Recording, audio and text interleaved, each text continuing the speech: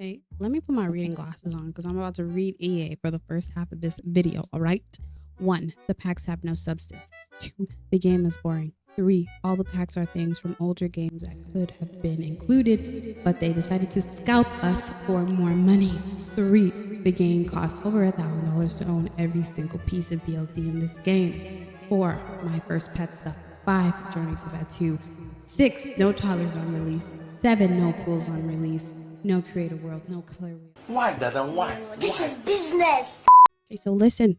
I don't want anyone to call me an EA shill on this video, all right? Because I'm gonna call myself an EA contrarian, okay? I like the IPs that they have, and I don't like the things that they do with it. I'm not 100% behind every decision EA has ever made. So let me make that very, very clear. Now that that's out of the way, let me talk more about why I like this game and my love-hate relationship that's going on. Because I feel like we all know that we're in this toxic back and forth relationship with EA and nobody's saying anything. I was watching a lot of videos by Not Malcolm. Anyway, they've made a lot of videos calling out the Sims community and, kind of the scummy practices that happens being an influencer for the Sims team. Anybody who's an EA partner knows that you get commission for each piece of DLC that you sell to your subscriber base. And that's great. That's awesome. I love to see creators getting their coins. But at the same time, it feels like we're selling products that we don't truly believe in. And that's a little salesman taxi to me. It just feels very wrong. But on the flip side, there is a part of the community that is very welcoming, very honest about what's going on with the game, but still doesn't make it feel like it's doomsday every day. I feel like there's a big divide in the community right now. It's either you hate EA, you hate The Sims, you hate everything, or you really love The Sims and you're kind of obsessed and you got everything, you got all the packs, you got all, you're really immersed and you think nothing is wrong with the game and people are being dramatic. Equilibrium, some peace, some voice of reason. I don't know why I've decided that I'm the person for this job. Like, who am I? But anyways, I love this game, honestly. But some of the new packs that have come out have honestly been really spectacular. I think EA has stepped up the game personally because they kind of have to. There's a lot of life sims that are, threatening to take their place into a pair of lives. But it's just like, I feel like there's finally a fire under their butt. Finally, they're doing something that we've been, screaming at them like, hey, this game is soulless. And they gave us Love Struck. And then we said, hey, the game is still soulless. So then they gave us Life and Death, and I really love Life and Death. Honestly, I think they nailed it on the head, and I think it's good. It's good. Is it worth, what is it, 60 Canadian dollars? I don't know, but I feel like we're getting somewhere, and that's a good thing. And this game, honestly, in order to not be bored, it requires lore. You need to put your back into the storylines. You need to put your back into, playing with your Sims. I feel like a lot of people play this game and they build a blue suburban. Let me not say blue because the little Simsy fams are going to come into my comment sections and eat me alive. I like little Simsy. They build a blue suburban. They put a blue suburban family in their blue suburban. And then they put that around the entire town. And it's just like, well, it's no reason why you're bored. Like it's obvious because you're playing with the same damn family. Copy and paste everywhere. We need some variety. We need some spice. We need some change, some difference. And that's what you're missing in your game, okay? That's why you are bored, because you keep playing the same families. Now, I have some resources for you on this channel if you want to learn more about, making your world feel alive. But that's besides the point. I'm not here to plug my own videos. Every damn day, it feels like every damn day there's an update. Why are there so many updates? I know the game is broken, but I'm tired. Is no one else tired of having to update their game all the time? Like, the cyclical cycle of turning on your game, things are broken, turning off your game, waiting a month, coming back, things are broken, updating mods that need to be updated, coming back, your game is broken. Like, I feel like I have a full-time job of fixing mods in my game, and that's a no-go. I just can't do it. I say I can't do it, but I have to do it. I have to do it because I have this channel and I have you guys and I have content to make. But for the people who have no content, you are a real trooper. You are a real trooper because I don't know how you do it. I don't know how you do it. But again, on the contrary of things that I love my Sims. I don't want to leave my Sims. Maybe I'm crazy and I just have too much attachment to my world and my game. But I love my Sims and I want to see them and I was gonna say talk to them, girl. I want to see them and play with them and play out their stories and just have a good time.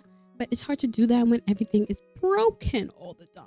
I feel like I also need to address, why don't I just play The Sims 2? Why don't I just play The Sims 3? And honestly, it's just because The Sims 4 is the only version of The Sims that is constantly getting updates. The Sims 4 is constantly getting new packs, getting new updates, getting new features, getting new things. And The Sims 2 and The Sims 3, as much as I hold those games near and dear to my heart, I can't get them to run and they don't update anymore. There's nothing like waiting for me. There's nothing to like anticipate for, which honestly, that might be a problem in my discussion. It's just like there's a large community surrounding The Sims 4, and it just feels like if I go to The Sims 2, if I go to The Sims 3, there just isn't going to be such large commotion. I don't know what I'm trying to say here.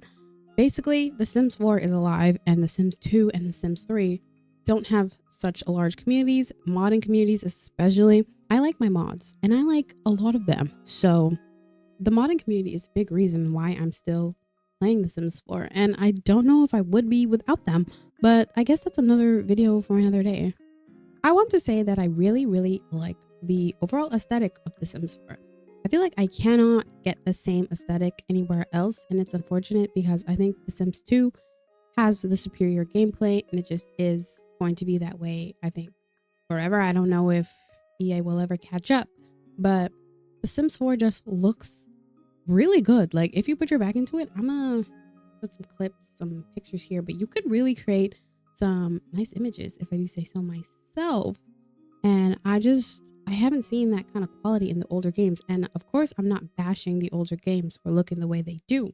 They actually look very nice, and they've aged very nicely for the kinds of games that they are and the times that they were made. But it's just, I can't get anything else like The Sims 4. The main problem is there's no substitute. There's nowhere else to go. The Sims 4 is a monopoly, and I'm pretty sure I'm using that word right. But where are the other life sims? If someone can point me in the direction of some new life sims that I can play right now, I mean, I'm not going to say I'm jumping shit, but I would love to try them out. Inzoi is not out yet. Paralives is not out yet. Life by You got canceled. Where are these Sims 4 substitutes? Because I swear I was seeing people talk about substitutes for The Sims 4. And maybe I was delusional, but I was looking at the substitutes and I was like, that's not a life sim. That's a cozy game. They're not the same. Like, that's a farming simulator. That's not a replacement for the Stardew was not a replacement for The Sims 4. I'm sorry. I need a life sim. I need another one. I need some competition. This game needs some goddamn competition. That's what we need. That's what we need. Maybe I wouldn't feel this way if I had other places to go. If I had other exes to see. If I had options. I don't have any options. The only option is The Sims 1, The Sims 2, The Sims 3, The Sims 4. That's it. And you know what? I think that's the main problem. I think that is the main problem. The reading glasses go back on because I'm about to spit some facts about the end of this video. So what can we gain? What can we gain from my little ranty rant? Basically, The Sims 4 has a lot of problems. It's riddled with bugs. Lots of the packs don't work. Lots of the things aren't cross-compatible. It is missing a lot of things from the older games. But it's a great canvas for storytelling. It's honestly a graphically beautiful game. Maybe beautiful is a lot. It's pretty. She's pretty. The Sims feel very fleshed out when you really put your back into it. There's very large capability for building. Building, number one, you can build very beautiful buildings very easily in The Sims 4. Me personally, as somebody who builds things in The Sims 4, I don't even think I could build anything in The Sims 2 or The Sims 3 or The Sims 1. Like, it would take me days to figure out the controls. So it's very user friendly. Amazing. Create Sims amazing. You can honestly create anybody in there. I think it's one of the most, I don't want to pat EA on the back too much, but it's one of the most extensive creators I've seen ever. Like, I don't think anything has come close in terms of creating things from real life. You can create dogs, you can create horses, you can create characters that are really lifelike. And honestly, I've seen some crazy Sims that I'm like, I don't know how you made that. I don't have those skills, but I'm really impressed. Create a Sim honestly has to be one of the most impressive things that has come out of the Sims 4 franchise. The community is great. The modding community is loud. Everyone's there. There's a lot going on. New mods are always being made. New creators are always popping up on the scene. It's good fun to, go through mods. It's like a little thing that you can do on the side of the Sims 4. It's like a little job. People are very friendly for the most part. It's a good community to be in if you are in the right spaces. I would recommend getting off Twitter. I don't think anything good has come out of Twitter since Elon owns it, but I'm not going to get into that. I think it's riddled with bots, and I just would stay off that platform. But it's a love and hate relationship with that game. Truly, it's really been a roller coaster ride, and I'm surprised that The Sims 5 got canceled, because now we've got even longer ride with this game. This isn't about Project Renee and what they're doing with that, but what am I gonna say? I disapprove. Like, what am I gonna do? It doesn't matter. But I want more for this franchise, and I really love The Sims. I don't want to see it die. And I think there's hope. I do think there's hope. If anyone's watching this video and you're sad like me that this game and this franchise has been tarnished, because I think they're coming back. I do. So there's hope in there. We just gotta hang on to the ship, I guess, and hope for the best. I'm Pixa. Hopefully you like this little rant of mine, and if you like more of this, please let me know in the comments down below.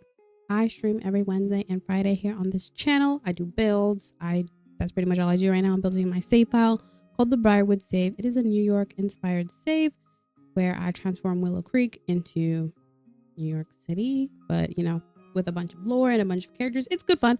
So stop by at twitch.tv/PIIXXAA or here on YouTube, and I will catch you guys on the flip side. Bye bye.